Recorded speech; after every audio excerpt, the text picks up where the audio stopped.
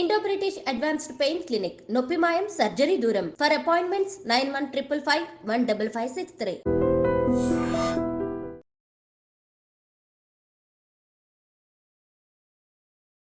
నమస్కారం, welcome to I dream. ధర్మ మార్గం విత్ విజిత కార్యక్రమానికి స్వాగతం.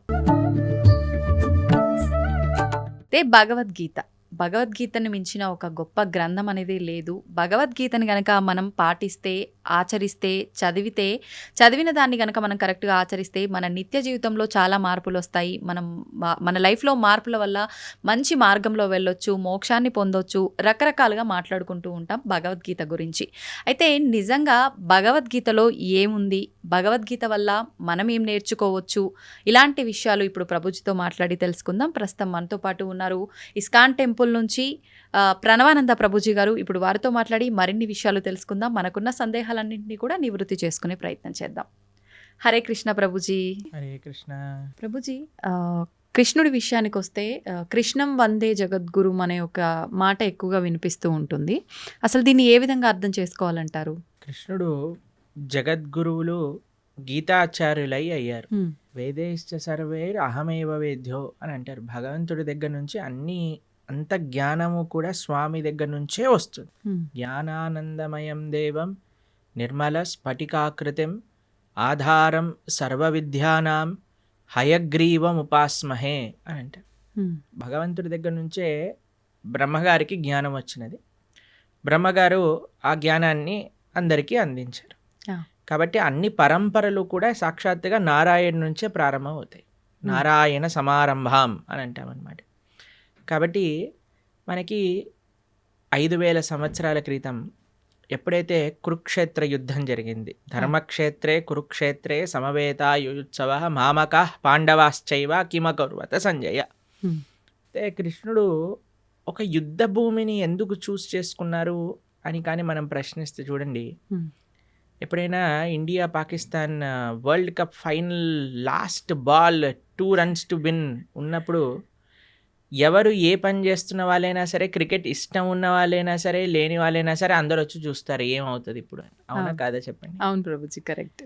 అప్పట్లో ఇండియా పాకిస్తాన్ ఎలా ఉండేదో అప్పుడు కౌరవులు పాండవులు అలన్నమాట. మొత్తం ప్రపంచం అంతా వాళ్ళు ఎంత శక్తివంతం అంటే ఏదో ఒక సైడ్ తీసుకోవాల్సి వచ్చింది అందరికి.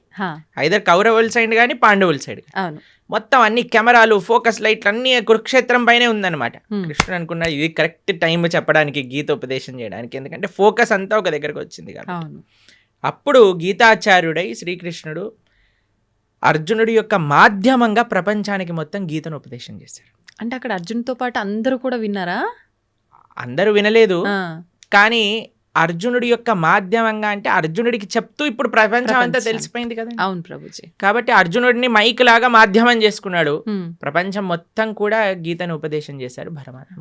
అయితే ఎందుకు జగద్గురువు అంటారంటే, భగవద్గీత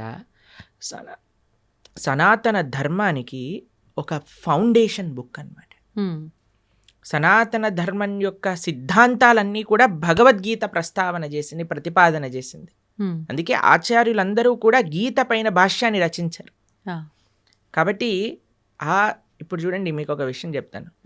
మీరు ఒక న్యూస్ పేపర్ ఇచ్చారనుకోండి, మీరు ఈ న్యూస్ పేపర్ చదవండి అని చూస్తారు. మీరు ఇది నిన్న న్యూస్ పేపర్ పక్కన పెట్టేస్తారు. అవునా?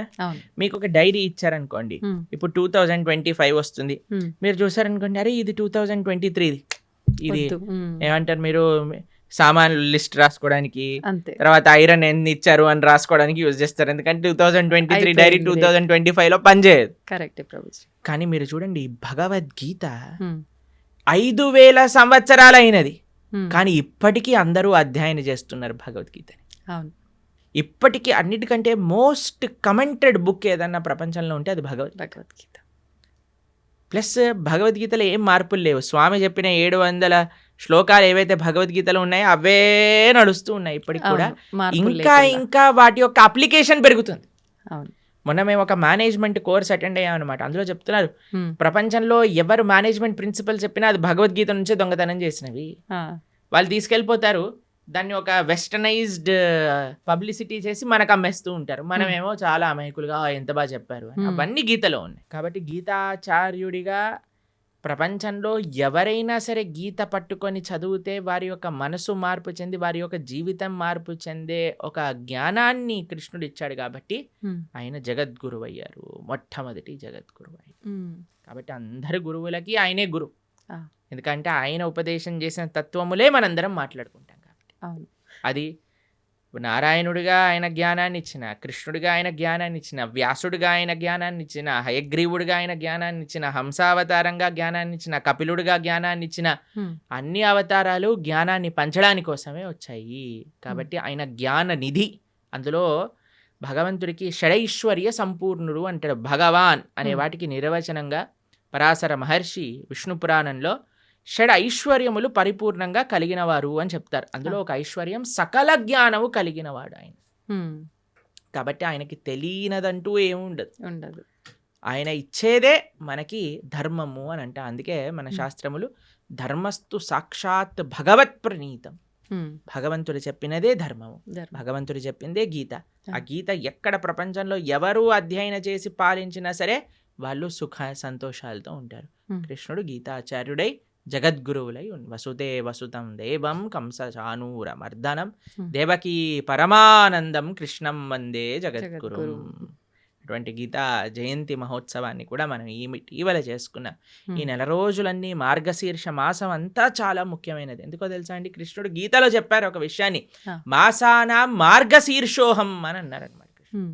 కాబట్టి ఈ మార్గశీర్ష మాసం అంతా కూడా గీతను అధ్యయనం చేయటం, గీతని వినటం. మన ప్రణవానంద దాస్ అనే ఛానల్ ఉంటుంది యూట్యూబ్లో, అందులో మనకి ప్లేలిస్ట్లో ఒకసారి మనం 18 అధ్యాయాలకి 18 గంటలు మనం ప్రవచనం అని చెప్పామన్నమాట. అది వినడానికి ప్రయత్నం చేస్తే మనకి గీత ఏం చెప్పాలనుకుంటుంది అనే విషయాలు మొత్తం కూడా మనకు అర్థమవుతాయి.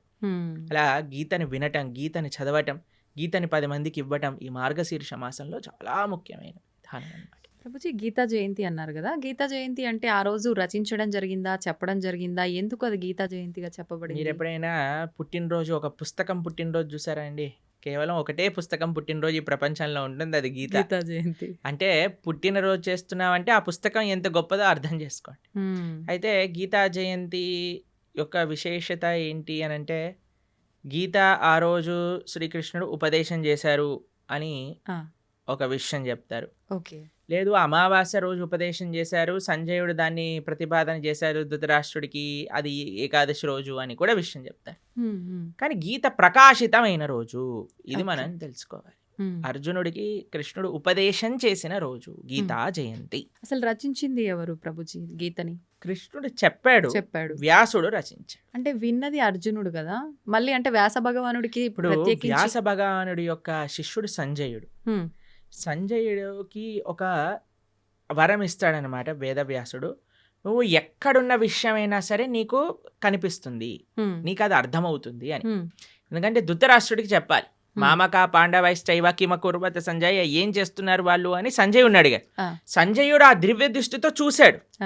కృష్ణుడు అర్జునుడికి చెప్పిన విషయాలన్నీ కూడా సంజయుడు ధారణ చేసి ధృతరాష్ట్రుడికి చెప్పాడు. సంజయుడు మాధ్యమంగా వేదవ్యాసుడికి తెలిసి వేదవ్యాసుడు కూడా రచించాడు. కాబట్టి మహాభారతము వేదవ్యాస లిఖితం. అందులో కృష్ణుడు ఉపదేశం చేసిన భగవద్గీత మధ్యలో పొందపరిచింది అనమాట. కాబట్టి భగవద్గీత అటు శృతి ఇటు స్మృతి, అపౌరుషేయము లిఖించబడినది. రెండు కూడా విశేషమైన లక్షణం భగవద్గీతకి. అయితే ఇప్పుడు మనందరం చూస్తున్నది తెలుగులో మనకు కనిపిస్తుంది గీత అని అంటే, ముందుగా రచించింది సంస్కృతంలోనేనా ప్రభుజీ? సంస్కృతంలో ఉన్నప్పుడు అంటే ఎవరంటే వాళ్ళు చదవడానికి అంటే బ్రహ్మాండంగా గీతని ఎవరైనా చదువుకోవచ్చు. చిన్నపిల్లలు, స్త్రీలు, వృద్ధులు, పురుషులు ఎవరైనా సరే గీత అధ్యయనం చేసుకోవచ్చు, బ్రహ్మాండంగా చదువుకోవచ్చు. ఇలా ప్రభుపాదుల వారి దయ వల్ల ఆయన ఏం చేశారంటే గీత యొక్క యాక్సెసిబిలిటీ ఎలా పెంచారు అని అంటే, ఏ లాంగ్వేజ్ సుమారుగా 70 కంటే ఎక్కువ లాంగ్వేజెస్లో శ్రీల ప్రభుపాదుల వారి యొక్క భగవద్గీత ట్రాన్స్లేట్ చేయబడింది. ఇంకో విషయం చెప్తాను, లాస్ట్ 50 yearsలో 55 కోట్ల గీత పుస్తకాలు వితరణ చేసింది ఇస్కాన్. 55 కోట్ల పుస్తకములు వితరణ చేశారు ప్రపంచవ్యాప్తంగా. అది గొప్ప విషయం అన్నమాట. కాబట్టి అలా మనం ఈ గీతా వితర అనేది చాలా ముఖ్యమైన సేవ. కాబట్టి మీరు ఏ లాంగ్వేజ్లో శ్రీల ప్రభుపాదుల భగవద్గీత యథాతథం అని మీరు టైప్ చేశారనుకోండి, మీకు ఈజీగా లభించేస్తుంది. దాన్ని చక్కగా మనం చదువుకోవటమే. అది తెలుగులో అంటే తెలుగులో, ఇంగ్లీష్‌లో అంటే ఇంగ్లీష్‌లో, హిందీలో అంటే హిందీలో, అన్నిట్లో ఉంది. ఇప్పుడు గీతని అంటే దానం చేయొచ్చా ప్రభుజీ? ఎవరికి దానం చేయొచ్చు అంటారు ఒకవేళ అంటే దానం మన ఇంట్లో చేయాలంటే? ఉండే పుస్తకాన్ని దానం చేసేయకూడదు. మన ఇంట్లో ఉండే పుస్తకాన్ని మనం చదువుకుంటూ ఇంకో చదువుకోవాలి. పుస్తకాన్ని తీసి దానం చేయొచ్చు. ఇప్పుడు చూడండి, ఆ! అందరికీ ఒక క్రేజ్ పెరిగిపోయింది ఈ మధ్యలో రిటర్న్ గిఫ్ట్స్ అని. ఆ! సరే, మీరు అవును. ఏ అవును. చిన్న ఫంక్షన్ చేసినా సరే రిటర్న్ గిఫ్ట్ రిటర్న్ ఇవ్వాలి. గిఫ్ట్. ఇప్పుడు వచ్చే గిఫ్ట్ కంటే వెళ్ళే గిఫ్ట్ ఇంకా ఈ ప్రెస్టీజియస్‌గా ఉండాలి అని ఆలోచిస్తూ అవును. ఉంటారు. పెళ్ళిళ్ళలో ఉండే వాళ్ళందరూ ఆలోచిస్తుంటారు ఏమి ఇవ్వాలి, ఏం చేయాలని. మీరు ఏ వస్తువు ఇచ్చినా సరే ఇదేంటి, ఇది అందరు ఇస్తున్నారు, ఇదెందుకు, దీనికంటే ఎక్కువ తీయచ్చు కదా, అన్నీ కంప్లైంట్స్ వస్తూ ఉంటాయి. ఎవరు సాటిస్ఫై చేయలేం. అవును. ఈ నా పర్సనల్ సజెషన్ ఏంటి అంటే, సనాతన ధర్మంలో ఉండే వాళ్ళు ఎవరైతే వివాహం చేసుకుంటారో రిటర్న్ గిఫ్ట్‌గా అందరికి ఒక గీతా పుస్తకాన్ని ఇవ్వండి. మంచి సలహా ప్రభుజీ. ఏదో ఒక ఆధ్యాత్మిక పుస్తకాన్ని ఇవ్వండి. దాన్ని అయితే వంకబెట్టలేడు కదా, పెట్టలేరు. ప్రసాదంగా తీసుకుంటాడు కదా. చదివితే వాడు బాగుపడతాడు. మీకు ఆ పుణ్యం వస్తుంది. అవును. ఇప్పుడు చూడండి ఎన్ని మంచి విషయాలు ఉన్నాయో. ఉమ్. ఒక వివాహంలో ఎంత కోట్లు ఖర్చు పెట్టేస్తున్నారండి. ఇప్పుడు మీరు చూసే అవును. ఉంటారు కదా. అవును. అవును. అసలు వివాహం పైన కాదు, వెనకాల ముందుండే తోకల పైన. తోకల పైన. అసలు వివాహం 10 నిమిషాల్లో అయిపోవాలి, అంతే. మిగతావన్నీ రోజులు ఆర్భాటాలు. చేసేస్తున్నారు. సరే, చేసుకొని ఇవ్వండి, కానీ కనీసం పెళ్లి రోజే ఇదైనా చేయండి. కనీసం సనాతన ధర్మ ప్రచారం అవుతుంది, ఉమ్. మీకు పుణ్యం వస్తుంది, ఉమ్. తీసుకున్న వాడికి ఒక ఆపర్చునిటీ దొరుకుతుంది గీతను చదువుకోవడానికి. ఆ. కాబట్టి ఎంతమంది అయితే వివాహాలు చేసుకుంటున్నారో మీరు, కానీ ఈ వీడియో మీ దగ్గరకు వస్తే మీకు కృష్ణుడు ఒక అవకాశాన్ని ఇస్తున్నారు గీత పంచడానికి అని అనుకోండి. ఉమ్. మాకు ఎంతోమంది తెలుసండి, చాలామంది పెద్ద పెద్ద ఆఫీస్ ఫంక్షన్స్ జరిగినప్పుడు, ఏదైనా జరిగినప్పుడు, మొన్నే మేము ఆదిలాబాద్లో ఉన్నప్పుడు ఒక ఆయన 108 భగవద్గీత పుస్తకాలు తీసుకెళ్ళి వాళ్ళ ఇంట్లో జరిగే ఉత్సవంలో అందరికి ఇవ్వాలి అని తీసుకెళ్ళారనమాట. ఉహుహుమ్. కాబట్టి తప్పకుండా మీకు కానీ గీత పుస్తకాలు కావాలి అని అంటే ఇస్కాన్ ఆదిలాబాద్కి మీరు కాంటాక్ట్ చేయండి. మీకు ఎన్ని వేలు కావాలంటే అన్ని 1000 పుస్తకాలు మేము పంపిస్తాం. అవునా? చక్కగా మీరు రిటర్న్ గిఫ్ట్ రూపంలో గీత పుస్తకాన్ని ఇవ్వండి. ఉమ్. అప్పుడు మీరు అడగచ్చు, ఉమ్. వాళ్ళు చదవరండి చాలా అంటే మంది చదివే. ఇంట్లో ఉంటే చాలండి. మీకు ఓకే. స్టోరీ చెప్తాను. ఆ. ఒకళ్ళకి మేము గీత ఇచ్చామన్నమాట. వాళ్ళు అన్నారు మా ఇంట్లో చదవరండి పుస్తకాలు అన్నారు. ఉమ్. మీ పిల్లలైనా మీరు చదవకపోతే మీ పిల్లవాడు ఏం చదువుతాడండి, వాడికి అసలు ఇంట్రెస్ట్ లేదండి అని. ఆ. సరే అయ్యా మీ ఇంట్లో పెట్టుకో, ఎవడైనా వచ్చినప్పుడు చదువుతాడు వాడు అని అన్నాను. సరే అని వాళ్ళ ఇంట్లో పెట్టుకున్నారనమాట. ఆ. పెట్టుకుంటే వాళ్ళ ఇంట్లోకి హైదరాబాద్లో ఉంటారు వాళ్ళు. ఉమ్. అయితే వాళ్ళ ఇంట్లో ట్రీట్మెంట్ కోసం అని వాళ్ళ చుట్టాలు ఎవరో 3 రోజుల కోసం వచ్చారట హైదరాబాద్లో ఓకే. ఉండడానికి. అయితే 3 రోజులకి పాటు ట్రీట్మెంట్, హాస్పిటల్కి వెళ్ళి ఇంటికి రావటం, హాస్పిటల్కి వెళ్ళి ఇంటికి రావటం అలా జరుగుతుంది. వాళ్ళు అనుకున్నారట సాయంత్రం పూట ఏం చేయాలి అని వాళ్ళకి పుస్తకం షెల్ఫ్లో గీత కనిపించింది. అయితే మేము చెప్పాము ఎవరో ఒకరు చదువుతారు, మీరు అవునవును. ఉంచుకోండి ఇంట్లో అని అన్నాను అంతే. ఆ. వాళ్ళు తీసుకున్నారు, వాళ్ళు చదివారు, ఆ. వాళ్ళకి చాలా నచ్చింది ఆ పుస్తకం. వాళ్ళ ఇంటికి తీసుకెళ్ళిపోయారు. ఉమ్. వాళ్ళు ఉండేది ఎక్కడో మహబూబ్ నగర్ ప్రాంతంలోనే ఎక్కడో. ఆహా. వాళ్ళు గీత చదివి వాళ్ళు భక్తులైపోయారు. ఓ. మేము ఒక కార్యక్రమానికి వెళ్ళినప్పుడు ఆ. వాళ్ళు మాకు ఈ విషయం చెప్పారు, ప్రభుజీ మీరు ఒకళ్ళ గీత ఇస్తే వాళ్ళ ఇంట్లో ఉన్న గీత మేం చదివితే మేము భక్తులం అయిపోయాం. పోనీలేండి, ఎవరికొకరికి ఉపయోగపడింది మీరు ఎవరికో అన్నట్టుగా. ఒకళ్ళకి ఇప్పుడు బాంబు పెట్టారనుకోండి ఎక్కడో ఒక చోట పేలుతుంది పేలుతుంది. కదండి. అవును. అలానే గీత కూడా అంతే, ఉమ్. మన దగ్గర ఉండాలంతే. మీరు చదవకపోతే మీ పిల్లలు, ఏ పిల్లలు చదవకపోతే ఎవరికో మనవాళ్ళు మనవరాళ్ళు ఎవరో ఒకళ్ళు చదువుతారు. ఉమ్. గీత ఉన్న దగ్గర తరించకపోవటము అంటూ ప్రశ్నే లేదు. ఉమ్. గీత ముట్టుకున్నవాడు, చూసినవాడు, దర్శించుకున్నవాడు, ఒక పేజ్ చదివినవాడు, ఒక అక్షరం చదివినవాడు అందరూ తరిస్తారు, దాంట్లో ఎటువంటి డౌటే లేదు. ఉమ్. ఏ లాంగ్వేజ్ లో ఉన్నది చదివినా కూడా మనకు ఏ correct లాంగ్వేజ్ గా- లో ఉన్న గీతా మహాత్యం చెప్తుంది, గీత ఎక్కడైతే ఉంటే అది సాక్షాత్తుగా ప్రయాగ క్షేత్రంతో సమానము. ఉమ్. కాబట్టి మన ఇంట్లో మనకి చాలా ముఖ్యం అండి. Hmm. మనకి మీకు సాంప్రదాయంలో చూస్తే మనం మంగళం అని మంగళహారతి భగవంతుడికి సమర్పణ చేస్తాం. అవును. అందులో శాస్త్రాలకు కూడా మనం మంగళహారతి సమర్పణ చేస్తాం అన్నమాట. ఏవైతే వైదికమైన గంధములు మన ఇంట్లో ఉంటాయి. ఆ, ఆ. కాబట్టి ప్రతి ఒక్కళ్ళింట్లో గీత, భాగవత, రామాయణాదులు ఉండవలసినదే. ఉమ్. మీరు అనుకోకండి మా ఇంట్లో ఎవరు చదవరు, తెచ్చి పెట్టండి ఎవరో ఒకరు చదువుతారు. పూజ రూమ్ లో పెట్టి ఉంచొచ్చా ప్రభుజీ? పూజ రూమ్లో పెట్టేసి మంచిగా వాటికి అన్ని క్లాత్ కట్టేసేసి లోపల పెట్టేసి దండలేసేసి పుష్పాలు, పూలు, పసుపు చదవాలన్నా సరే ఆ మూట తీయటం కూడా పలకన్నా సరే వద్దులే బాబు అన్నట్టుగా ఉండకూడదు. ఉండొద్దు. యాక్సెసిబుల్ గా ఉండాలి ఎవరైనా చదువుకోవాలన్నప్పుడు. అవును. అవును. కాబట్టి ఈ పూజ చేసేయమనండి అంటే ఉమ్. ఇప్పుడు అందరూ మొన్న గీతా జయంతి రోజు ప్రవచనం చెప్తున్నాం అనమాట. ఆ. అన్న మీ అందరికీ ఇప్పుడు భగవద్గీత ఆరాధన ఎలా చేయాలో చెప్తాను, అందరు ఫస్ట్ ఆచమనం చేయండి అనగానే అందరు పుస్తకాలు తీసుకొని రాసుకుంటున్నారనమాట. ఫస్ట్ ఆచమనం చేయాలి, దాని తర్వాత మీ కుడి చేత్తో గీత తీసుకోండి, కుడి చేత్తో గీత తీసుకోండి, ఎడం చేత్తో పట్టుకోండి, దాన్ని ఓపెన్ చేయండి, చదవటం ప్రారంభించండి, ఇదే ఆరాధన అంటే ఓ ఇదేనా ఆరాధన, మేము ఇంకేదైనా చెప్తారు అనుకున్నాం ప్రభుజీ గారు, ఏం పుష్పాలు తేవాలి, ఏం అభిషేకాలు చేయాలి అని. కాబట్టి అంటే భగవంతుడి ఫోటోకు ఆరాధన చేసినట్టు చేయాలనుకున్నారు. ఒక్కొక్క విధానం ఒక్కొక్క వస్తువుకి ఒక్కొక్క రకంగా ఆరాధన చేస్తాం. గ్రంథాలకి ఆరాధన ఎలా చేస్తాము అని అంటే అధ్యయనం చేయటమే ఆరాధన, అది చదవటమే ఆరాధన. ఓకే. కాబట్టి ఏదో మనం ఆరతులు తిప్పేసామా అది ఇది కాదండి. మెయిన్ మనం చదవాలి పుస్తకాన్ని, గీతను, భాగవతాన్ని, వీటన్నిటిని అధ్యయనం చేయటమే ముఖ్యం. ఇప్పుడు చదవాలన్నప్పుడు చాలా మందికి మాంసాహారం తినే అలవాటు ఉంటుంది కదా ప్రభుజీ. మాంసాహారం తిన్న తర్వాత చదవాలనుకుంటే చదవచ్చా? ఫస్ట్ మాంసాహారం మానేయండి అందరూ. మానలేము అనుకుంటే తప్పదు. అలా ఎందుకు అనుకుంటారు మానలేము అని? మనం జీవహింస చేయటం మానలేము అని అంటే ఎలా అండి చెప్పండి? ఇప్పుడు టెర్రరిస్ట్ అన్నాడు అనుకోండి, నేను జనాల్ని చంపటం మానలేను అని అంటారా? అప్పుడు మీరేమంటారా? పర్వాలేదు నాన్న, నీకు అనిపించట్లేదు కదా చంపేసేయాలి అంటామా మనం? అనలేము. చెప్పండి, అంటారా మీరు? అనలేము. లేదండి మాకు చంపాలనే ప్రాణం ఉంది అంటే కంటిన్యూ అంటామా? కాను కదా. కాబట్టి మనం ఫస్ట్ నాన్ వెజిటేరియన్ ఆపేసేయండి, ధార్మికంగా ఉండండి. లేదండి మేము ఎంత చెప్పినా మేము మారము అన్న వాళ్ళు పర్వాలేదు, గీత చదవటం ప్రారంభం చేయండి, ఆ గీత యొక్క అనుగ్రహం చేత మానేస్తాం. ఓకే. కాబట్టి మీకు ఒక విషయం చెప్తాను, ఎందుకు మానేయమంటున్నాం అంటే, ఇప్పుడు గీత చదివినప్పుడు అది వంటికి ఎక్కాలి కూడా కదండి. అవును. ఇప్పుడు డాక్టర్ గారి దగ్గరికి వెళ్తారు మీరు, డాక్టర్ గారి దగ్గరికి వెళ్ళినప్పుడు డాక్టర్ ఏం చేస్తారు, మీకు ఈ మెడిసిన్ వేసుకోండి అని ఇస్తారు, దాంతోపాటు ఇవి తినకూడదు అని ఒక లిస్ట్ ఇస్తారు మనకి. అవును ప్రభుజీ. డాక్టర్ ఏమంటాడంటే ఇవి తినటం ఆపేస్తేనే నీకు ఈ మెడిసిన్ పనిచేస్తుంది. అవునా కదా చెప్పండి. ఇప్పుడు మీరు నాకు అడిగారు అనుకోండి, ప్రభుజీ మెడిసిన్ మెయినా ఇవి ఆపేయటం మెయినా అని నేను మిమ్మల్ని అడిగాడు అనుకోండి, మీరు ఏం చెప్తారండి? మెడిసినే మెయిన్ అని చెప్తా నేను. మెడిసినే మెయినా, ఆపటం మెయిన్ కాదు కదా. కాదు, దాని బదులు ఇంకో ఫుడ్ తినొచ్చు, కానీ మెడిసిన్ ఆపితే అది తగ్గదు కదా ప్రభుజీ. నేను అడిగే ప్రశ్న ఏంటి అంటే, ఇప్పుడు ఈ మెడిసిన్ మెయిన్ అనుకున్నాం అనుకోండి, ఈ మెడిసిన్ వేసుకుంటూ డాక్టర్ తినద్దు అన్న విషయాలు కూడా తింటూ ఉన్నాం అనుకోండి, మనకి మెడిసిన్ శరీరం పైన పనిచేస్తుందా? పనిచేయదు. రెండు మెయినే కదా. ఎంత మెడిసిన్ మెయినో అంతే పథ్యం కూడా మెయిన్. అవునా కదా.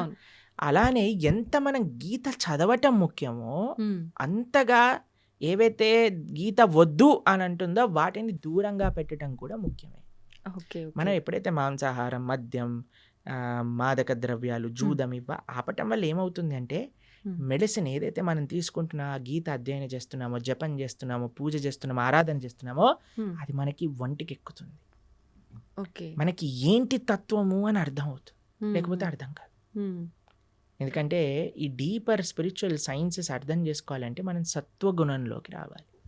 సత్వగుణం అంటే ఎటువంటి జీవహింస, ప్రాణిహింస, స్వయం హింస. ఇప్పుడు చూడండి, మాంసాహారం తినడం అంటే వేరే వాడిని హింసించడం, మాదక ద్రవ్యాలు, సిగరెట్, మందు. ఇప్పుడు చూడండి, ఇది శాస్త్రం వరకు చెప్పాల్సిన అవసరం లేదండి, సిగరెట్ డబ్బా పైనే చూపిస్తుంది స్మోకింగ్ కాజెస్ క్యాన్సర్. మీరు సినిమాలలో ఒక చిన్న వాడు మందు బాటిల్ చూపించాడంటే పక్కన smoking and drinking is dangerous to health అని అంటారు. అవును ప్రభుజీ. ఒకటి, మీరు వేరే వాళ్ళనైనా హింసిస్తున్నారు, మీ శరీరాన్ని మీరు స్వయంగానే హింస పెట్టుకుంటున్నారు. ఎక్కడైతే హింస ఉన్నదో అక్కడ ధర్మం ఉండలేదు. మొన్న మేము ఒక విషయంలో చెప్తున్నాం అనమాట, హిందూ అంటే అర్థమే హింసకి ఎంతో దూరంగా ఉండేవాడే హిందువు. అది హిందూ యొక్క అర్థం. కాబట్టి మాంసాహారం తిని గీత చదవచ్చా అని అంటే ఫస్ట్ మాంసాహారం మంజేయండి. ఇప్పుడు ధనుర్మాసం వస్తుంది, తర్వాత కొత్త సంవత్సరం వస్తుంది, ఒక సంకల్పం తీసుకోండి. ఎవరైనా అంటారండి మేము తినకపోతే చచ్చిపోతామని? అలాంటి వాళ్ళు ఎవరైనా ఉంటారా అండి? లేదు కదా. అదేమి నేను ఇప్పుడు ఊపిరి పీల్చుకుపోతే చచ్చిపోతాను అని అంటే ఓకే పర్వాలేదయ్యా, ఊపిరి పీల్చుకో అని చెప్తాను. నీళ్ళు తాగకపోతే చచ్చిపోతాము, సరే పర్వాలేదు, అది కూడా ఒప్పుకుంటా. నేను వేరే ప్రాణిని చంపి తినకపోతే చచ్చిపోతాను అనేవాడు ఉంటాడా అండి ఎవరైనా? లేరు కదా. కాబట్టి అది నీ ప్రాణం పైకి రావట్లేదు, కాబట్టి వేరే వాళ్ళ ప్రాణం తీయకు. కాబట్టి మనం ఒక సంకల్పం తీసుకుందాం, మంచిగా ధార్మికంగా ఉండడానికి ప్రయత్నం చేద్దాం.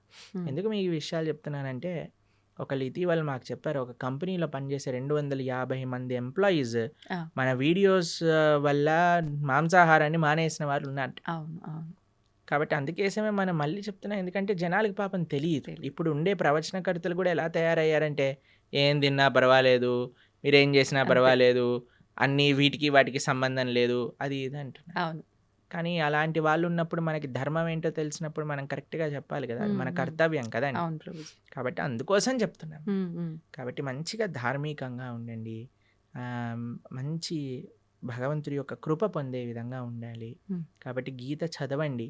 గీత చదివిన విషయాలు ఎప్పుడైతే మనం అర్థం చేసుకుంటామో అప్పుడు మన చెడు అలవాట్లన్నీ కూడా ఒకదాని తర్వాత ఒకటి పోతాయి.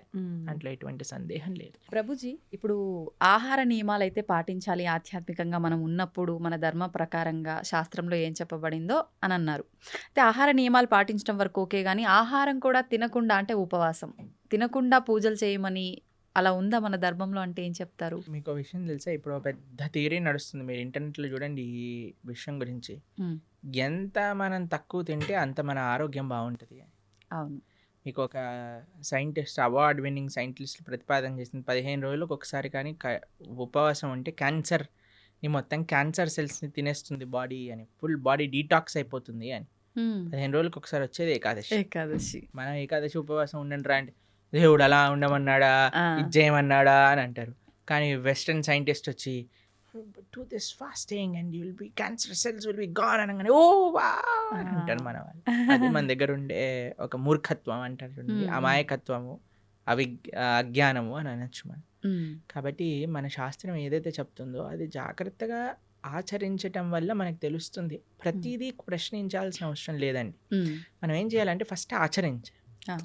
ఇప్పుడు మీకు స్కూల్లో అడ్మిషన్ ఇచ్చారనుకోండి, యూనిఫామ్ వేసుకోండి, సాక్స్ ఈ కలర్లో ఉండాలి, షూస్ ఇలా ఉండాలి, పాలిష్ చేసుకొని రావాలి, హెయిర్ స్టైల్ ఇలా ఉండాలి, ఆడపిల్లలు అయితే జడ వేసుకొని రావాలి అని చెప్తారు. ఎందుకు జడ వేసుకోవాలి, ఎందుకు యూనిఫామ్ వేసుకోవాలి, ఎందుకు షూ పాలిష్ చేసుకోవాలి, ఇవన్నీ అడగం, చెప్పింది చేస్తాం. చెప్పినప్పుడు స్కూల్లోకి వెళ్ళినప్పుడు ఓ ఇది అందరూ కామన్గా ఉండడానికి, ఇది డిసిప్లిన్గా ఉండడానికి, మనకి బాధ్యత నేర్పించడానికి, క్లీన్లీనెస్ నేర్పించడానికి, ఒక యునైటెడ్ కాన్షియస్నెస్ రావడానికి, ఇవన్నీ ఎప్పుడు వస్తాయి? ఆచరిస్తూ ఉన్నప్పుడు, 10 మందిని చూస్తున్నప్పుడు వస్తాయి. కానీ మన లోపల ఏమైపోయింది, ఫస్ట్ ఏం చేయాలన్నా సరే ప్రశ్నించడం ప్రారంభం చేసాం. ఇది చేయండి రా, ఎందుకు చేయాలి, ఇది చేస్తేనే దేవుడు కరుణిస్తాడా, ఇది చేస్తేనే ఇది అవుతుందా, లేకపోతే అవ్వదా? ప్రతిదానికి ఆన్సర్ ఉంటుందండి. కానీ ఎవరికి చెప్తాము? ఎవరైతే వినయంగా ఆచరిస్తున్నారో అటువంటి వారికి చెప్పచ్చు. మూర్ఖంగా వాదించేవాడికి చెప్పలేము. కాబట్టి ఉపవాసం ఎందుకోసము, ఇలా వ్రతం ఎందుకోసము, లేదా ఒక పూజా విధానం ఎందుకోసము అని అంటే, అది మనల్ని భగవంతుడి దగ్గరికి తీసుకెళ్తుంది. భగవత్ ప్రీత్యర్థం, మన ఆరోగ్యం బాగుండటం, ఇవన్నీ సెకండరీ. కొన్ని నియమాలు శాస్త్రములు చెప్పాయి, ఈరోజు ఇలా ఉండండి, ఈరోజు ఇలా ఉండండి అని. పెద్దలు చెప్పిన మాట, పెద్దల మాట పెరగన్న మూట అంటాం కదండి. పెద్దలు చెప్పిన మాటే పెరగన్న మూట అంటే, శాస్త్రం చెప్పిన మాట ఇంకెంత మంచిది చెప్పాలి. కాబట్టి ఆచరించడం ప్రధానం. ఒకసారి ఆచరించడం ప్రారంభం చేస్తే మనకి ఎవరిని అడగకుండా తెలిసిపోతుంది ఎందుకు చేయమన్నారు, ఏంటి ఆ బెనిఫిట్స్ మనమే చూస్తాం. ఇప్పుడు ఒక ఆహార నియమాన్ని చెప్పామనుకోండి, దాన్ని ఆచరిస్తూ ఉన్నప్పుడు కన్సిస్టెంట్గా మనకు తెలుస్తుంది, అరే మన జీవితం ఎలా మారింది, మన క్లారిటీ ఆఫ్ మైండ్, థాట్, మన జీవన శైలి, మనం మాట్లాడే విధానం, మన ఆలోచనలు, మన స్ట్రెస్, మన డిప్రెషన్, మన యాంగర్, అవన్నీ ఎట్లా తగ్గుతుంది. లేదు నాకు ప్రూవ్ చేయి తర్వాత మానేస్తానంటే ఎలా చెప్పండి? కాదు కదా. ఇప్పుడు ఇప్పుడు ఇంజనీరింగ్ కాలేజ్లో ఒకటి జాయిన్ అవుతున్నాడు, నాకు జాబ్ ఇస్తేనే నేను జాయిన్ అవుతా అంటాడా? నువ్వు జాయిన్ అవ్వు, నువ్వు చదువు, అప్పుడు నీకు జాబ్ వస్తుంది, అంతే కదా. ఫస్ట్ నాకు ప్లేస్మెంట్ ఇవ్వు, తర్వాత జాయిన్ అవుతానంటే ఎలా అండి? ఫస్ట్ నువ్వు జాయిన్ అవ్వు, ప్రాసెస్ని ఫాలో అవ్వు, అప్పుడు మొత్తం క్లియర్గా వస్తుంది. అయితే ప్రభుజీ, నాదొక చిన్న డౌట్, అంటే ఇలా ఆలోచించడానికి కారణం ఇది అయి ఉంటుందేమో అని. కొన్ని అంటే ఇప్పుడు సైంటిఫిక్గా ప్రూవ్ చేసిన తర్వాత మీరు చెప్పినట్టుగా నమ్ముతున్నారు అంటే, అది మనకి ఎప్పుడో ఉంది శాస్త్రాల్లో. కానీ మన శాస్త్రాలు, పురాణాల విషయానికి వస్తే కొన్ని వేల లక్షల సంవత్సరాల క్రింద నుంచి ఉన్నవి అని చెప్తారు. కానీ అంటే ప్రతిదానికి కూడా ఒక నిర్దిష్టమైన అంటే ఇది టైము, ఇప్పుడు రచించారు, లేకపోతే ఇప్పుడు రాశారు, ఇప్పటి నుంచి ఉంది అని నిర్దిష్టమైన ఒక సమయం లేదు. అందుకని చెప్పి ఎలా నిర్దిష్టమైన సమయం ఉంటుందండి? ఎందుకంటే దానికి నిర్దిష్టమైన సమయమే లేదు, అనాదిగా వస్తుంది. భగవంతుడు ఉన్నప్పటి నుంచి జ్ఞానం ఉన్నది. భగవంతుడు బ్రహ్మకు ఉపదేశం చేశారు వేదాలు. ఎప్పుడని ఎలా చెప్తాం? అది అని అంటాం. అవును. ఆదికి టైం ఇన్ఫినిటీకి ఎప్పుడు అయిపోతుంది ఇన్ఫినిటీ చెప్పండి అంటే ఎలా అంటాం? చెప్పలేం. అలానే ఒక స్టార్టింగ్ పాయింట్ అంటూ లేదండి. కొన్ని విషయాలకు చెప్పొచ్చు. భగవద్గీత 5,000 సంవత్సరాలు అయింది. ఎందుకంటే కృష్ణుడు ఆవిర్భావం అప్పుడైంది.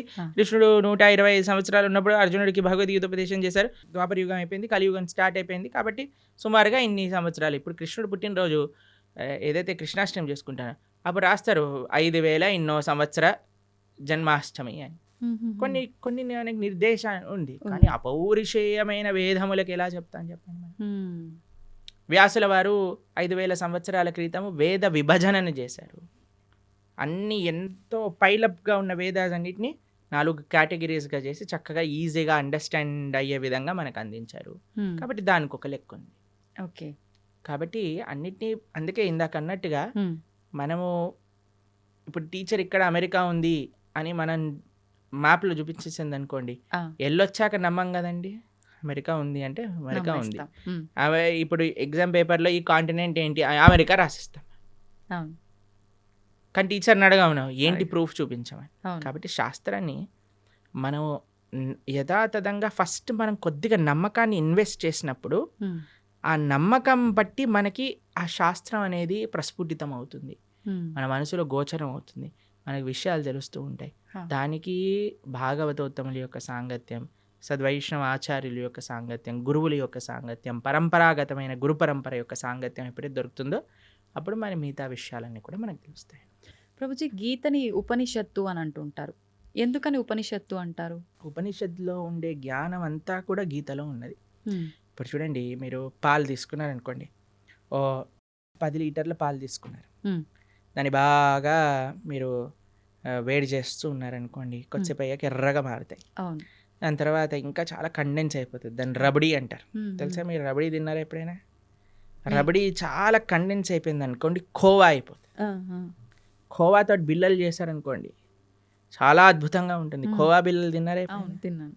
చూడండి, ఇంత పాలు కండెన్స్ అయ్యి రబడీ అయ్యి, రబడీ కండెన్స్ అయితే ఖోవా బిల్లలు అయ్యాను అనుకోండి, ఎంత స్వీట్గా ఉంటుంది. అలా శాస్త్రములు ఎన్నో ఉన్నాయి. వాటి యొక్క సారాంశం ఉపనిషత్తులు. ఉపనిషత్తుల యొక్క సారాంశం గీత. సర్వోపనిషదో గావో దోగ్ధా గోపాలనందన. అన్ని ఉపనిషత్తులు కూడా సర్వోపనిషదో గావు, అన్ని ఉపనిషత్తులు కలిపి ఒక ఆవు అనుకుంటే, దుగ్ధా గోపాలనందన ఆ ఆవు యొక్క పాలు ప్రీతికి పార్థో వత్సః అంటే అర్జునుడు ఒక దూడగా చేసుకొని మన కోసం అందించిన పాలే గీత. గీతామృతం మహత్ అని.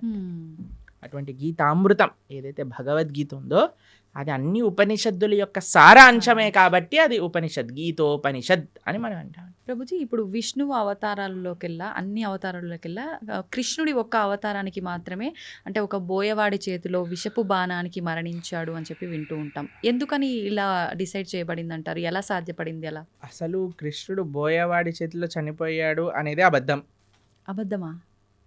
మరి ఒక విషయం మీకు అడుగుతాను చెప్పి. చిన్నపిల్లవాడు 6 రోజులు 8 రోజులు అంత వయసున్న పిల్లవాడికి పూతన అని ఒక పెద్ద రాక్షసి వచ్చింది. ఒకసారి మీరు వినే ఉంటారు కృష్ణుడి యొక్క కథలో. విన్నారా పూతన రాక్షసి? 21 మైళ్ళు ఉండేది ఆ రాక్షసి. ఎంత పిల్లవాడు 6 రోజులు. అటువంటి పిల్లవాడిని పట్టుకొని అలాంటి పూతన సంహారం 6 రోజులకి చేసిన కృష్ణుడు. 21 మైళ్ళు ఉండే రాక్షసి. తృణావర్త, శకటాసుర, కేశి, అరుష్టాసుర, ప్రలంబాసుర, వత్సాసుర, ధేనుకాసుర, ఇలాంటి అసురులందరినీ, అఘాసుర, వ్యోమాసుర, ఇటువంటి అసురులందరినీ చిన్న వయసులో, చిన్న పిల్లవాడు ఇలా బొమ్మలతో ఆడినట్టుగా, చిన్నపిల్లలు యానిమల్ బొమ్మలను ఆడతారు చూడండి, అది చిన్న పిల్లవాడు తీసుకొని ఇలా పడేశాడు అనుకోండి, ఆ డైనోసారస్ వెళ్ళి అలా గోడకి ఎత్తుక్కుంటుంది.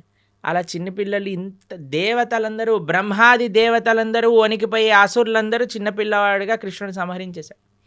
కాళీయ అనే విషపూరితమైన సర్పం పైన నృత్యం చేసి కాళీయుడిని తరింపజేశాడు ఆయన. కస్యానుభావో నదేవ విద్మహే తవాంగ్రిరేణు స్పర్శాధికార. కాళీయుడిని అనుగ్రహించిన కృష్ణుడు ఒకసారి మొత్తం కారు చిచ్చు, మొత్తం అరణ్యంలో అంతా మంట పెట్టుకుంటే అనేసరికి మొత్తం మంటంతా ఆయన లోపలికి వెళ్ళిపోయింది. గోవర్ధనగిరి 21 మైళ్ళు ఇప్పుడు మనం చూస్తున్నాం. బృందావనంలో ఆనాటికి ఎంతో ఉండేది. గోవర్ధనుడికి ఒక శాపం ఉంది, రోజు ఆవగిందంతా తక్కువ అయిపోతావు అని. ఆహా. అందుకోసం ఇప్పుడు చూస్తే కృషించిపోయింది. ఓకే, కానీ ఓకే. కృష్ణుడు ఉన్నప్పుడు ఇంకా మహిమాన్వితంగా ఉండేది. ఉమ్. అటువంటి పర్వతాన్ని 7 రోజులు 7 రాత్రులు చిటికని వేలిపైన ఎడమ చేతి చిటికని వేలిపైన పట్టుకున్న కృష్ణుడు ఉమ్. ప్రవాసన అనే ఒక పర్వతం ఉండేదండి. ఒక పెద్ద మౌంటైన్ పై నుంచి లాంగ్ జంప్ చేస్తాడు ఆయన. ఉమ్, ఉమ్, ఉమ్. లాంగ్ జంప్ చేసినప్పుడు సేఫ్ ల్యాండింగ్ అవుతుంది ఆయనకి. ఉమ్. మీకు ఇంకో విషయం చెప్తాను. యమలోకానికి వెళ్ళి వాళ్ళ గురువు గారి యొక్క శిష్యుడిని పట్టుకొని వస్తాడు కృష్ణుడు. ఆ. అటువంటి శిష్యుడికి ఎప్పుడైతే కృష్ణుడు వెళ్ళి యమలోకంలో శంఖం పూరించాడో యమధర్మరాజు పరిగెత్తుకుంటూ వచ్చి అయ్యా నీకేం కావాలో చెప్పు అనగానే మా గురువు గారి శిష్యుని వదిలేసి అనగానే తీసుకొచ్చి అయ్యా తీసుకోండి నువ్వే ప్రపంచానికి సొత్తు, నువ్వేం కావాలన్నా ఇస్తాను అని యమధర్మరాజు ఇచ్చేసాడు. ఉమ్. అటువంటి కృష్ణుడికి ఒక బోయవాడు బాణాన్ని ఉమ్. పాదాలకు పాదాలకి. వదిలేస్తాడు. మీరు ఒకసారి ఆలోచన చేయండి. ఉమ్. ఒక పాదానికి ఒక ఫీట్కి ఎవరికైనా బుల్లెట్ తగిలింది అనుకోండి, ఉమ్. చనిపోతాడా? చనిపోరు. కాకపోతే కాలు ఏదో మన ఒకటి అవుతుంది. సీరియళ్లలో పాయింట్ బ్లాక్ లో బుల్లెట్ పోయినా సరే వాడు నెక్స్ట్ మినిట్ వాళ్ళ బ్రతుకుతాడు. భార్య ప్రార్థన చేయగానే లేచి నించుంటాడు. అలాంటిది పరమాత్మ భగవంతుడైన శ్రీకృష్ణ పరమాత్మ ఆ. కాలికి ఒక బాణం తలిగితే చనిపోతారు అని అంటే ఎలా మనం నమ్మగలుగుతాం చెప్పండి? ఉమ్. ఎటువంటి స్వామి. Hmm. మీకు ఒక విషయం చెప్తాను, అందుకే శాస్త్రాన్ని చదవాలి. ఉమ్. ఇన్స్టాగ్రామ్ రీళ్ళు అవి ఇవి చూడకూడదు. ఉమ్. భాగవతం ఏం చెప్తుంది అంటే కృష్ణుడు అలా ఒక పెద్ద చెట్టు కింద శంఖచక్ర గదా పద్మములతో ఇలా విశ్రమించి ఉన్నాడు. ఉమ్. దూరం నుంచి ఒక బోయవాడు చూశాడు హా. కృష్ణుడిని. కృష్ణుడి యొక్క పాదము ఆయనకి ఒక జింక చెవిలా కనిపించింది అనమాట. ఆహాహా. అయితే దూరం నుంచి ఆయన బాణం వేశాడు. ఉమ్. ఆ బాణం వచ్చి కృష్ణుడికి తలిగింది. ఉమ్. తర్వాత ఆ బోయవాడు వచ్చాడు. ఉమ్. ఇప్పుడు బాణం వేసాక చూస్తాడు కదండి, గురి అవును. తలిగిందా ప్రాణం తగలలేదు. చూసుకోవచ్చా అని కృష్ణుడి దగ్గరికి వస్తాడు. ఉమ్. ఓ కృష్ణ పరమాత్మ సాక్షాత్తుగా కృష్ణుడు అని దర్శిస్తాడు. ఉమ్. 3 ప్రదక్షిణలు చేస్తాడు ఉమ్. కృష్ణుడికి.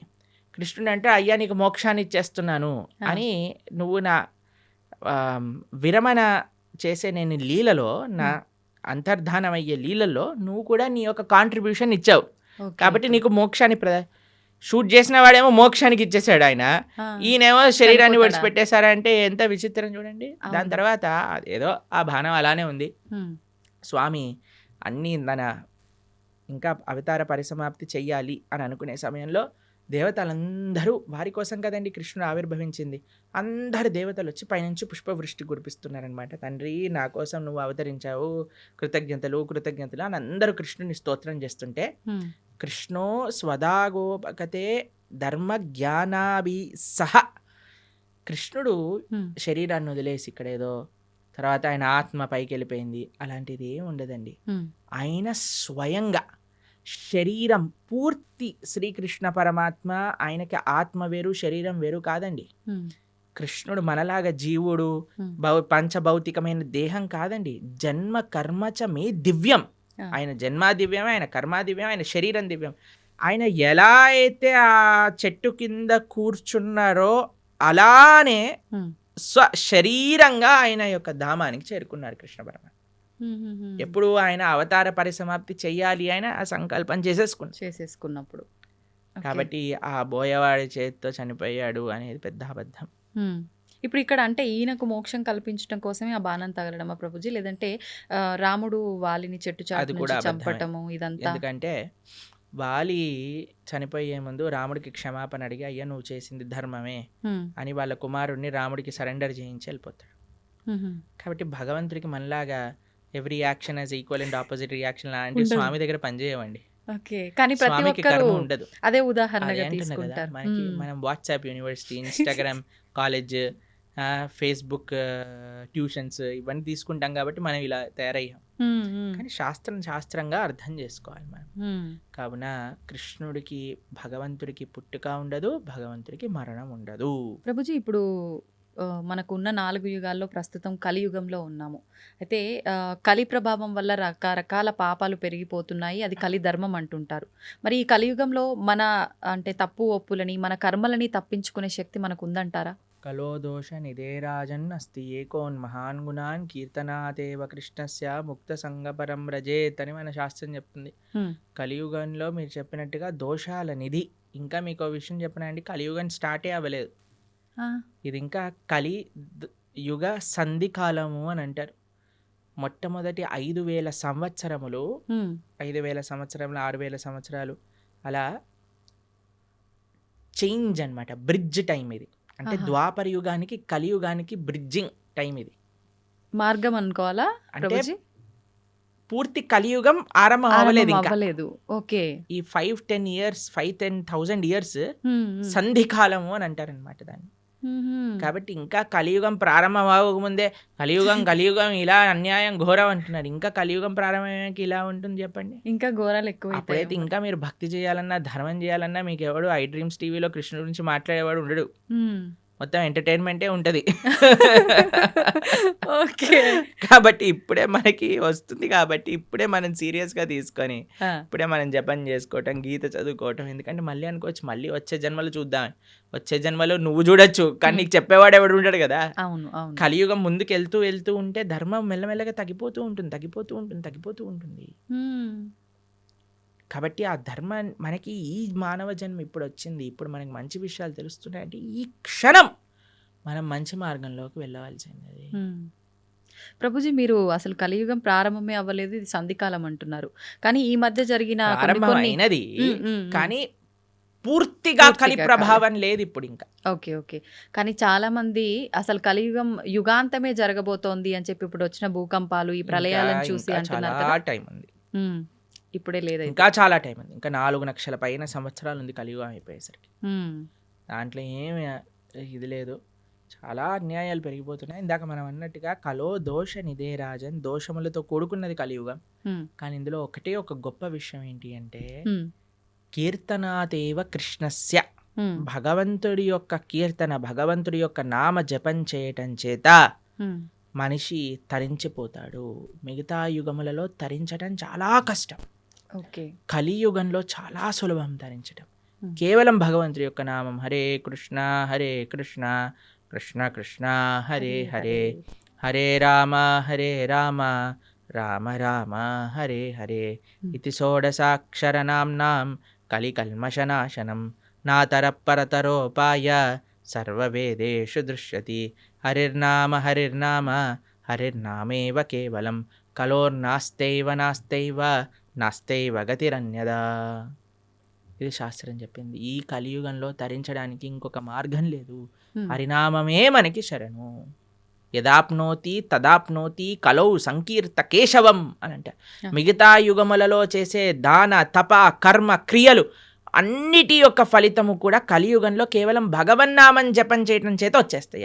యదాప్నోతి తదాప్నోతి కలౌ సంకీర్త కేశవం. ఆ కృష్ణుడి యొక్క నామస్మరణ అన్నిటికంటే గొప్పది.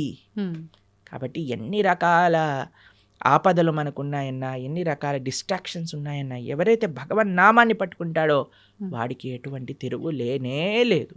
ప్రభుజీ, భగవంతుడు ఏదైనా ఆశిస్తాడు అంటే తను సృష్టించిన మనిషి నుంచి తాను ఏమైనా ఆశించడం అనేది జరుగుతుందంటారా? ఆశిస్తాడు. ఏం ఆశిస్తాడు? ఏ వస్తువుని ఆశించడు, మనస్సుని ఆశిస్తాడు. భగవంతుడికి ఏమీ అవసరం లేదు. భగవాన్ ఆయన అంటారు ఏది భగవంతుడికి అవసరం లేదు, మనస్సు భగవంతుడికి అవసరం. ఈ ప్రపంచంలో ఉండే వాళ్ళకి ఏంటి, మన డబ్బులు అవసరం, మన అందం అవసరం, మన పలుకుబడి అవసరం, మన వస్తువులు అవసరం, మన ఇల్లు అవసరం.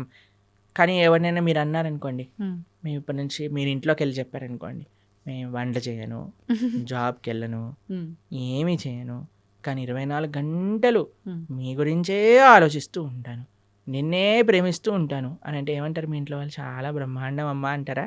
అనరు. ఏమంటారు? పిచ్చి పట్టింది, దీనికేదో అయింది అంటారా? మీరు భగవంతుడి దగ్గరికి వెళ్ళాలని అనుకోండి, అయ్యా నేను నీకేం పూజ పునస్కారం ఏం చేయలేను తండ్రి, కానీ 24 గంటలు నిన్ను మనసులో స్మరించగలుగుతా అంటే భగవంతుడు ఏమంటాడు? నువ్వే నాకు కావాలి అంటాడు. ఎందుకంటే ఈ ప్రపంచంలో ఉండే వాళ్ళందరికీ వస్తువులు అవసరం, భగవంతుడికి మనస్సు అవసరం. మనం ఏం చేస్తున్నా, మనస్సు కూడా ఈ ప్రపంచంలో ఉండే వాళ్ళకి ఇస్తున్నాం. కాబట్టి మనము ఈ ప్రపంచంలో ఉండేటప్పుడు మన బాధ్యతలు నిర్వర్తిస్తూ మన మనసుని భగవంతుడికి ఇవ్వాలి. అట్లా అని చెప్పి భగవంతుడికి నాకు ఏది వద్దని చెప్పి ముందు కూర్చొని ధ్యానం చేస్తే బ్రతకలేం కదా ప్రభుజీ, అన్ని కావాలి. అలా బ్రతకమని చెప్పాడా కృష్ణుడు? భగవద్గీతలో అర్జునుడు అదే అన్నాడు, నేను వెళ్ళిపోతాను, సన్యాసం తీసుకుంటాను. కృష్ణుడు అన్నాడు, మా మనుస్మర యుద్ధ చ, నన్ను గుర్తుపెట్టుకుంటూ యుద్ధం చేయాలి నీ కర్తవ్యము అని అన్నాడు.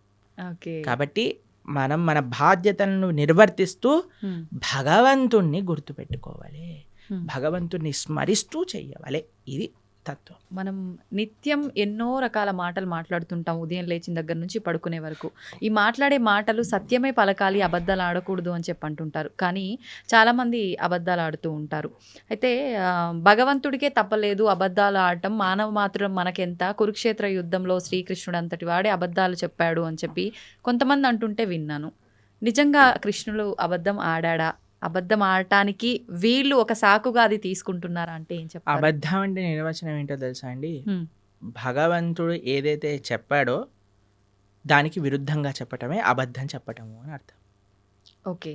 భగవంతుడు ఏదైనా మాట్లాడాడు అంటే అది అబద్ధం అవ్వదు. ఆయన సత్యం, ఆయన స్వరూపమే సత్యం. అవును. భగవంతుడి కంటే పెద్ద సత్యం ఇంకొకటి లేదు. లేదు. ఆ సత్యం అబద్ధం ఆడినా సత్యమే అవుతుంది. కాబట్టి భగవంతుడు ధర్మస్తు సాక్షాత్ భగవత్ ప్రణీతం. భగవంతుడు ఏం చెప్తాడో అది ధర్మం అవుతుంది. భగవంతుడు మనకి అపరెంట్గా అబద్ధం ఆడాడు అనన్నా సరే ధర్మ సంరక్షణ కోసము, లోక పరిపాలన కోసము అంటాడు. కానీ మనలాగా మన స్వార్థం కోసం మన తప్పులు పక్కన పెట్టుకోవడానికి అనరండి. అవును. ఒక వ్యక్తి ఎందుకు అబద్ధం ఆడతాడు? వాడు చేసిన తప్పుని ఇది చేసుకోవడానికి, కప్పిపుచ్చుకోవడానికి. కానీ భగవంతుడు అలా చేయలేదండి. భగవంతుడు ఏదన్నా చేశాడు అని అంటే దాని వెనకాల ఎంతో రీజన్ ఉంటుంది. అంతేగాని నేను కూడా భగవంతుడు ఆడాను కదా అని నేను కూడా చేశాను అనుకోండి, పులిని చూసి నక్క వాత పెట్టుకున్నట్టు అవుతుంది. అవును. కాబట్టి మన వాళ్ళకి అన్ని చెడు పనులను సమర్థించుకోవడానికి భగవంతుడి పైన బాణాలు వేసేవాళ్ళు ఫస్ట్ అసలు భగవత్ తత్వం అంటే ఏంటో అర్థం చేసుకోవాలి. ఇప్పుడు చూడండి, మీరు ఒక సిగ్నల్ దగ్గర నించున్నారు అనుకోండి, మీ దగ్గర సిగ్నల్ దగ్గర ఉన్నారు, మీకు రెడ్ లైట్ పడింది, ఆగారు. ఒక సీఎం, చీఫ్ మినిస్టర్ కాన్వాయ్ పోతుంది, ఆయన జుమ్ జుమ్ జుమ్ జుమ్ అని కార్లు వెళ్ళిపోతాయి. హే వాడు ఎందుకు వెళ్తున్నాడు, నేను కూడా వెళ్తానని మీరు కూడా వెళ్ళారనుకోండి, మిమ్మల్ని తీసి బొక్కలు పడేస్తారు. అంతే కదండి. కాబట్టి ఒక్కొక్కళ్ళకి ఒక్కొక్క పద్ధతి ఉంటుంది, ఒక్కొక్కళ్ళకి ఒక్కొక్క నియమం ఉంటుంది. ఆ నియమాన్ని ఆచరించడంలో గొప్పగా ఉంటుంది. కానీ పక్కన వాడి నియమాన్ని వాడెందుకు ఆచరించట్లేదు? ఇప్పుడు చూడండి, మీరు చాలా ఆశ్చర్యం ఏంటంటే గుళ్ళల్లో లైన్లలో నించుంటారు జనాలు. ఎప్పుడైనా విఐపీలు కానీ ఎవరైనా కొందరికి ఫాస్ట్గా వెళ్ళిపోయారనుకోండి, వాళ్ళని చూసి వీళ్ళందరూ ఒకటే, వాళ్ళు ఎందుకు వెళ్ళిపోతున్నారు, వాళ్ళు తొందరగా అయిపోతుంది, మాకు అవ్వట్లేదని గోలబెట్టేస్తుంటారు. చూసారా టీవీలలో కూడా ఇలాంటి వీడియోలు చూస్తాం. మాకు అనిపిస్తుంది, సరే అయ్యా నీకు వాడు 2 నిమిషాల్లో వచ్చేస్తాడు, దర్శనం చేసుకొని 2 నిమిషాలు వెళ్ళిపోతాడు. నువ్వు అరగంట సేపు 2 గంటల సేపు ఆ ఆలయంలో ఉండే చక్కటి ఆ పాజిటివ్ స్పిరిచువల్ వైబ్రేషన్ని అబ్జర్వ్ చేసుకునే ఒక అవకాశం నీకు వచ్చింది.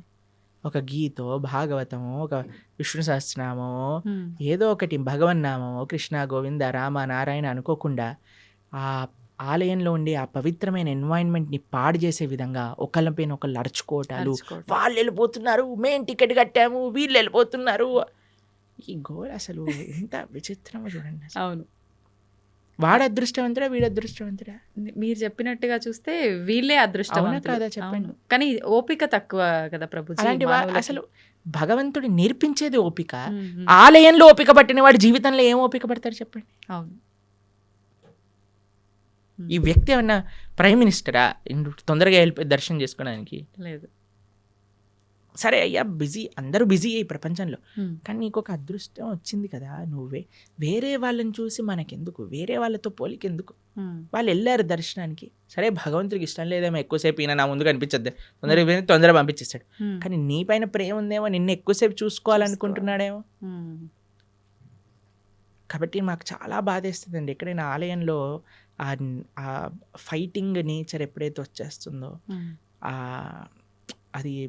అది మొత్తం ఆ అట్మాస్ఫియర్ని పాడు చేసేస్తాం. కాబట్టి భగవంతుడితో మనకొద్దు, వేరే వాళ్ళతో పోలికొద్దు, మనము మన జీవితాన్ని పరిశీలన చేసుకుందాం. నేను ధార్మికంగా ఉన్నానా, ఆధ్యాత్మికత సనాతన ధర్మంలో వేరే వాళ్ళతో కంపారిజనే ఉండదు. నా జీవితాన్ని నేను భగవంతుడికి ఎలా సమర్పణ చేస్తున్నాను. ఇప్పుడు ఎగ్జామ్లో ప్రిపేర్ అయ్యేది నువ్వు ప్రిపేర్ అవుతావు, కానీ పక్కన వాడు అది ఆ చాప్టర్ వదిలేశాడు కాబట్టి నేను కూడా వదిలేస్తున్నాను, చెప్పని వాడు ఇది చేస్తున్నాడు కాబట్టి నేను కూడా అది చేస్తున్నాను. నీ ప్రిపరేషన్, నీ కాన్ఫిడెన్స్ నీది, నీ ఎగ్జామ్, నీ పర్ఫార్మెన్స్, నీ రిజల్ట్, నీ భవిష్యత్. అలానే ధర్మానికి వచ్చేసరికి నేను భగవంతుడికి ఆన్సరబుల్. ఒకరోజు భగవంతుడి ముందు నించున్నప్పుడు నేను చెప్పాలి సమాధానం. ఎంత అబద్ధం ఆడకుండా నేనున్నాను, ధర్మాన్ని ఆచరిస్తూ నేనున్నాను, శౌచం నేను పాటించాను. Krishna, you are not answerable to anybody in this world except God. ఇది గుర్తుపెట్టుకున్నాం అనుకోండి, వేరే వాళ్ళని మనం ఏమనం, ప్రశాంతంగా మన జీవితాన్ని చక్కగా మనం మంచి భక్తి మార్గంలో ఉండగలుగుతాం. అవును. నిజంగా ప్రతి ఒక్కరు అంటే ఇంత జ్ఞానంతో ఆలోచిస్తే తప్ప ఆ వెయిట్ చేస్తున్నాము అనేది భగవంతుడు నిజంగా మీరు చెప్పినట్టు ఎక్కువసేపు నన్ను అలా భగవంతుడు ఉంచాలనుకున్నాడేమో, నాతో అలా పలికించాలనుకున్నాడేమో నామస్మరణ అనే ఆలోచన చేస్తే అంతే గనక కదండి, మనకి నచ్చే వాళ్ళని అంటే హే ఎల్లకెళ్ళకెళ్ళ కొంచెం కూర్చో అంటాం కూర్చోమంటాం. కదా. అవును. అలానే భగవంతుడి దగ్గర కూడా కదండి, భావన అండి. మనసులో ఏదైనా భావన ప్రధానం. భావన మంచిగా ఉన్న వాడికి జీవితం అంతా బాగా కనిపిస్తుంది. ఆ భావన లేనివాడు జీవితంలో ఎక్కడ చూసినా సరే వాడు తప్పునే ఎత్తుకుతాడు. అవును. కాబట్టి భగవద్గీత చదవటం వల్ల ఏమవుతుంది అంటే మన భావన శుద్ధీకరణ జరుగుతుంది. వీ కెన్ థింక్ పాజిటివ్లీ, జీవితాన్ని ఒక కరెక్ట్ పర్స్పెక్టివ్లో మనం చూడగలుగుతాం. ప్రభుజీ, దేవుడు ఉన్నాడు అంటే దయ్యం ఉంది అని అంటారు. నిజంగా దయ్యాలు ఉన్నాయా? ఒంటిపైకి దేవుడు వచ్చాడు అని అంటుంటారు, పూనకాలు ఇలాంటివి అంటుంటారు కదా ప్రభుజీ. నిజంగా భగవంతుడు ఉన్నా కూడా అలా మనిషి ఒంటిపైకి రావటం లాంటిది జరుగుతుందా? దయ్యం నిజంగా దేవుడు ఉన్నాడు కాబట్టి దయ్యం కూడా ఉంది నమ్మాలా, లేదంటే ఇది మూఢనమ్మకమా? దయ్యం వస్తుంది కానీ దేవుడు రాడు. ఉమ్, ఎందుకంటే మనం చేసే చెత్త పనులకి, మన శరీరంలో ఉండే ఆ అపవిత్రమైన ఆలోచనలకి ఉమ్, భగవంతుడు ఎందుకు రావాలనుకుంటాడండి అసలు మానవుడి దగ్గరకి? ఉమ్, అంటే మన ఆచరణ గొప్పదా, మన మాట గొప్పదా, Hmm. మన సాధన గొప్పదా? మన దగ్గరికి ఎందుకు రావాలనుకుంటాడు చెప్పండి పరమాత్మ? హా, భగవంతుడు రావాలి అనుకుంటే ఆయన శ్రీ విగ్రహ రూపంలో మాట్లాడతారు, లేదా తన యొక్క భక్తుల మాధ్యమంగా మాట్లాడతారు. ఉమ్, అంతేకాని భగవంతుడు వచ్చేసి ఊ అని ఊగేసి ఉమ్, ఏవేవో చేసేసి ఇవంతా ఏంటంటే ఒక భావన, ఉమ్, ఒక ట్రాన్స్, నాకు ఇది వచ్చేసింది అని అనుకుంటున్నారు. కాబట్టి ఉమ్. చాలా మంది అడుగుతారు, ప్రభుజీ అది నిజమా అబద్ధమా? వాళ్ళకి నిజం, నీకు అబద్ధం. వాళ్ళకి నిజం, మనకు వాళ్ళకి నిజం, మనకు అబద్ధం. ఓకే. అంటే ఎందుకంటే వాళ్ళు అలా నమ్ముతున్నారు నాకు ఉమ్, వచ్చింది అని, కాబట్టి వాళ్ళకి నిజమే. ఓకే. నీకు నిజమా? కాదు, కాదు. మనకు అబద్ధం. ఉమ్, ఎందుకంటే దేవుడు రాడు. దేవుడు మనిషి పైకి రానే రాడు. Um, he has many other better positions to come. Okay. కాబట్టి ఎవరికైతే మాకు దేవుడు వచ్చేసాడు అని అంటారో, జస్ట్ మీకు నిజం అండి, ఉమ్, నాట్ డినయింగ్ ఇట్. నీకు నిజం, ఎందుకంటే నీ మానసిక స్థితి అలా నీకు చెప్తుంది. ఆ, కానీ వేరే వాళ్ళు నమ్మవలసిన అవసరం లేదు. ఉమ్. మరి దయ్యం పరిస్థితి ప్రభుజీ? దయ్యం వస్తుంది ఎందుకంటే చేసేవన్నీ రాక్షస పనులు కదా. వేరే వాళ్ళని హింసించటం, వేరే వాళ్ళని మాట్లాడటం, ఉమ్, అపవిత్రంగా జీవించటం. కాబట్టి దయ్యం రావడానికి చాలా అనుకూలమైన పనులు చేస్తున్నా, ఉమ్, దైవం రావడానికి అనుకూలమైన పనులు చేస్తున్నావా అనేది ప్రశ్నార్థం. ఓకే. కాబట్టి దయ్యం ఎవరి దగ్గరకు వస్తుందండి? ఎవరైతే చాలా నెగిటివ్గా ఉంటారో, నెగిటివ్, డిప్రెస్డ్, ఉమ్, ఆ కళ లేకుండా, ఎప్పుడైనా సరే అంటే ధార్మికంగా చూడండి, కొంతమందిని చూస్తే మనకి ఆ భగవత్ కళ అనేది ఉట్టిపట్టే విధంగా ఉంటుంది. అవును. వాళ్ళ యొక్క వేషభూషం కానీ, వాళ్ళ యొక్క సాధన కానీ, వాళ్ళ యొక్క వర్చస్సు కానీ, ఉమ్, అలాంటి వాళ్ళ దగ్గరికి ఎప్పుడు నెగిటివ్ ఎనర్జీస్ రావు. ఉమ్, కానీ ఎవరైతే ఎప్పుడు కూడా డిప్రెషన్లో ఉంటారో, గ్లూమీగా ఉంటారో, ఉమ్, అని నెగిటివ్ ఆలోచిస్తుంటారో, వేరే వాళ్ళకి నెగిటివ్ చెయ్యాలి అని ఎవరైతే అనుకుంటారో వాళ్ళకి దగ్గర తప్పకుండా నెగిటివ్ ఎనర్జీస్ ఉంటాయి. అయితే ప్రభుజీ, ఇప్పుడు ఒంటిపైకి దేవుడు రావటం అయితే కాదు, అది వాళ్ళ వరకే నిజం, కానీ మనం నమ్మాల్సిన అవసరం లేదు. No. కానీ చాలా మంది ఇది పక్కన పెడితే దేవుడు మాకు కనిపిస్తాడు అని చెప్పి, మీకు కూడా చూపిస్తామని చెప్పి ఈ మధ్యకాలంలో అంటున్నారు. నిజంగా దేవుడు కనిపిస్తాడు? దేవుడితో ఫోన్ చేసి మాట్లాడించే వాళ్ళు కూడా ఉన్నారు ఇంకా తెలుసా మీకు? రాబోయే కాలంలో ఆహా, వచ్చేసారు ఆల్రెడీ. మన ధర్మంలో లేరు, పక్క ధర్మంలో ఉన్నారు. ఇంకా ఓకే. పక్క ధర్మం అంటూ పక్క మతాలలో ఉన్నారు. ఇంకా దేవుడు ఫోన్ నెంబర్లని, తర్వాత మీకు విషయం తెలుసా, స్వర్గంలో వాళ్ళకి ప్లాట్లు కూడా అమ్మే మతాలు కూడా ఉన్నాయి. ఇంకా అయ్యో, ఒక దేశంలో ఒక మతానికి చెందిన వాళ్ళు స్వర్గంలో నీకు ఇంత ప్లాట్, ఇంత డబ్బులు ఇచ్చి వాళ్ళ మత పెద్ద తీసుకొని వాళ్ళకి అమ్మిన వృత్తాంతాలు ఇప్పుడు జరుగుతున్నాయి. ఇంకా ఇంత పిచ్చోళ్ళ జనాలు. మీకు కనిపించట్లేదా ఆ పిచ్చితనం ఎలా ఉందో? మన కింద పడిపోగానే అందరూ డాన్స్ వేయటం, వాడేదో నీళ్ళు జలంగానే ఖర్చు లేయంగానే ఇట్లా చేస్తుంది. వాళ్ళకంటే ఇంకా పిచ్చి ఇంకేం ఎయిడ్స్ బాగా చేసేస్తా అంటాడు, క్యాన్సర్ బాగా చేస్తా అంటే చచ్చిపోయిన వాడిని లేపేశాడు ఒకడు తెలుసా మీకు? ఉత్తర భారతదేశంలో అవునా ప్రభుజీ? డెత్ సర్టిఫికేట్ ఉన్న వాడిని లేపేశాడు ఓ, దేవుడి పేరు మీద. అంటే మన దేవుడు కాదనుకోండి, ఎవరి గురించి మాట్లాడుతున్నా మీకు అర్థమయ్యే అవును ఉంటుంది. అవును, అర్థమైంది. అలాంటి వాళ్ళ వేలాది మంది వెళ్ళిపోయి హర్షేస్తూ, గోల పెట్టేస్తూ, కింద పడిపోయి అవును. అసలు నాకు ఇవి చాలా విచిత్రం అనిపిస్తుందండి. అంటే జనాలకు బుద్ధి ఉంటే వెళ్తారా అసలు అలాంటి అవును. ప్రదేశాలకు చెప్పండి అవును. ఒకసారి. ఇలాంటివి జరుగుతున్నా కూడా చాలా చోట్ల మత మార్పిడిలు జరుగుతున్నాయి కదా ప్రభుజీ, మరి దాని గురించి ఏమంటారు? మంచి పని అనిపిస్తుంది మాకు. ఇలాంటి వాళ్ళు బుద్ధి లేని వాళ్ళు వెళ్ళిపోతే మంచిదే కదండి. మూర్ఖులు ఉన్న వెళ్ళిపోవడం. వాళ్ళైనా అసలు మంచిగా ఉన్న వాళ్ళు కావాలి కదా మనకి. మ్మ్. కాబట్టి ప్రలోభాలు ఎక్కువైపోయాయి ఆ. మతం పైన. కాబట్టి ఆ ప్రలోభాలు తగ్గించుకోవాలి మనం. వేరే మ్మ్. వాళ్ళే మన ధర్మం. అందుకే చెప్తున్నాను ఏంటంటే, ఎవరైతే శాస్త్రాధ్యయనం చేస్తారో, మ్మ్. ఎవరైతే మంచిగా శాస్త్రాన్ని చదువుకొని వాటిని పాచరిస్తారో, వాళ్ళని ఎవ్వరూ ఏ ప్రలోభం పెట్టి మార్చలేరు. మూర్ఖపు ఆలోచనలతో ఉండి దుర్మార్గపు ఆలోచనలతో ఉన్న వాళ్ళు మాత్రమే ఇది మూఢనమ్మకం అని భావించి ఇంకో దాంట్లోకి వెళ్ళడానికి ప్రయత్నిస్తారు. సంతోషం ప్రభుజీ, చాలా మంచి విషయాలు చాలా అద్భుతంగా వివరించారు, అందరికీ అర్థమయ్యే విధంగా. ధన్యవాదాలు. హరే కృష్ణ.